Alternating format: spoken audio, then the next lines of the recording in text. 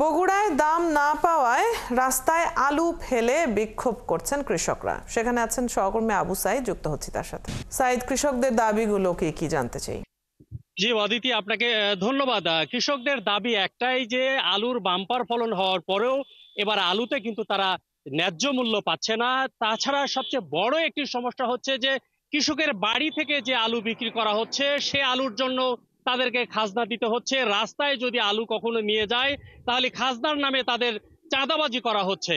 এই অভিযোগগুলো করেছে চাষিরা। পাশাপাশি যে প্রত্যেকটি স্টোরেজ যেখানে আলু সংরক্ষণ করা হয় হিমাগার, প্রতি কেজি আলুতে 1 টাকা করে বৃদ্ধি করা হয়েছে। গত বছর যেটা 7 টাকা কেজি দরে রাখা হতো, এবার সেটাকে 8 টাকা করা হয়েছে। সব মিলে চাষিদের উৎপাদন খরচ, সার, বীজ, কীটনাশক বেশি হওয়ার কারণে তারা যেমন এই বিক্রির সাথে তারা পুষিয়ে উঠতে পারছে না।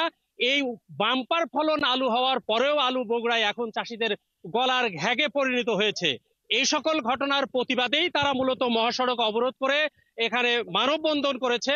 স্থানীয় প্রশাসন, সেনাবাহিনীর সদস্যরা এখানে এসে এই মানববন্ধন থেকে তাদেরকে আশ্বস্ত করেছে সংশ্লিষ্ট কর্তৃপক্ষের কাছে এই দাবিগুলো তুলে ধরবেন। তার প্রেক্ষিতে এই মানববন্ধন এখান থেকে প্রত্যাহার করে নিয়েছে। অদিতি, এই ছিল বগুড়ার মহাসড়ক অবরোধ আলু নিয়ে। ধন্যবাদ সাইদ, আপনার কাছ থেকে জেনে নিচ্ছিলাম কৃষকদের দাবি দেওয়ার প্রসঙ্গটি। দর্শক, বগুড়া থেকে সহকর্মী আবু সাইদ যুক্ত ছিলেন এতক্ষণ।